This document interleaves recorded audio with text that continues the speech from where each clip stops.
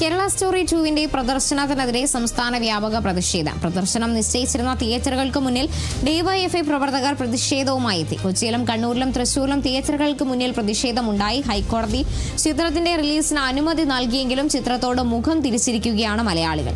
കൊച്ചിയിലും കോഴിക്കോടും സിനിമ കാണാൻ ആളില്ലാത്തതിനാൽ നിരവധി ഷോകൾ റദ്ദാക്കി.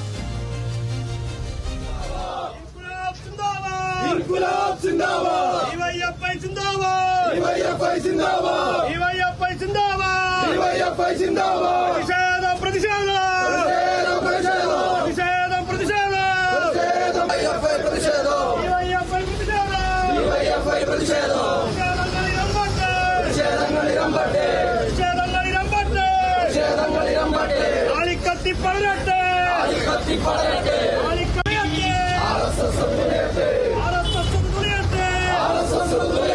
കേന്ദ്രഭരണം തുണിയട്ടെ കേന്ദ്രഭരണം തുണിയട്ടെ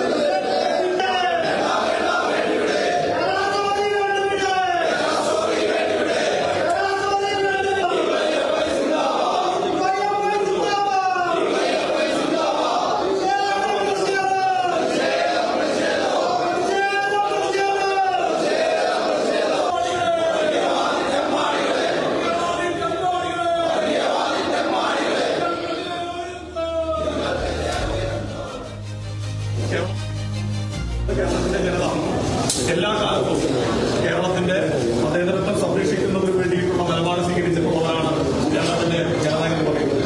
ഏതെങ്കിലും വർഗീയവാദികൾ ഈ നാടിനെ ഭിന്നിപ്പിക്കുന്നതിന് വേണ്ടിയിട്ടുള്ള പ്രവർത്തനങ്ങളുമായി ഇറങ്ങിക്കഴിഞ്ഞാൽ അതിനെതിരെ ശക്തമായിട്ടുള്ള പ്രതിഷേധം രേഖപ്പെടുത്തിക്കൊണ്ട് ആ വർഗീയതയെ ഇല്ലാതാക്കുന്നതിന് വേണ്ടിയിട്ടുള്ള പ്രവർത്തനങ്ങൾക്കാണ് ഞങ്ങൾ നേതൃത്വം കൊടുക്കുന്നത്. അതുകൊണ്ട് തന്നെയാണ് ഇന്ന് ഇത്തരത്തിൽ കേരളത്തിലെ ജനങ്ങളെ തെറ്റിദ്ധരിപ്പിക്കുന്നതിനും എല്ലാ വർഗീയവൽക്കരിക്കുന്നതിനും ആ പദത്തിൽ ഇന്നിപ്പോൾ ഇവിടെ പ്രദർശനം നിർത്തി എന്നുള്ളതാണ് തിയേറ്റർ അധികാരികൾ അറിയിച്ചിട്ടുള്ളത്. ഇതിനെ കേരളത്തിലെ ജനങ്ങൾ തള്ളിക്കളയുക തന്നെയാണ് ചെയ്തുകൊണ്ടിരിക്കുന്നത് എന്നതുകൂടി അറിയുന്നതിൽ സന്തോഷമുണ്ട്. ഇത് തുടർന്നും ഇത്തരത്തിലുള്ള തെറ്റായ പ്രചരണങ്ങൾ കേരളത്തിനെതിരെ നടക്കുന്നതിനെതിരെ ഇതിനെതിരെ ശക്തമായിട്ടുള്ള പ്രതിഷേധവുമായി മുന്നോട്ട് തന്നെ പോകും ഡിവൈഎഫ്ഐ എന്നതുകൂടി സൂചിപ്പിക്കുന്നു.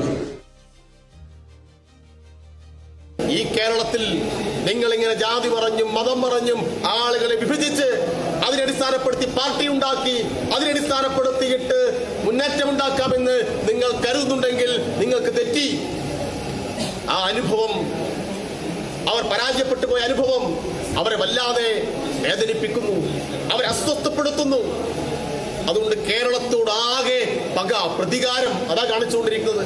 അതിന്റെ ഭാഗമായിട്ട് എന്തെല്ലാം തരം വിരോധമാണ് അവർ പ്രകടിപ്പിക്കുന്നത്.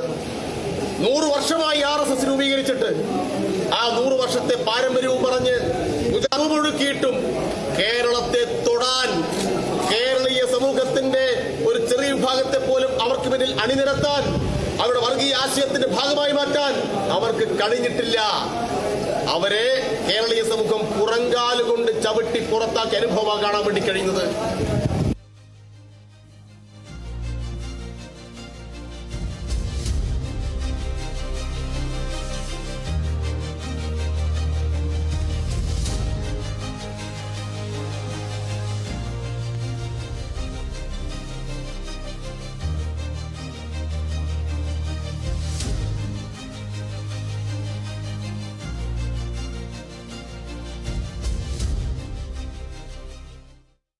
കൂടുതൽ വാർത്തകളിലേക്ക് തിരികെ എത്താം ചെറിയൊരു ഇടവേളയ്ക്ക് ശേഷം.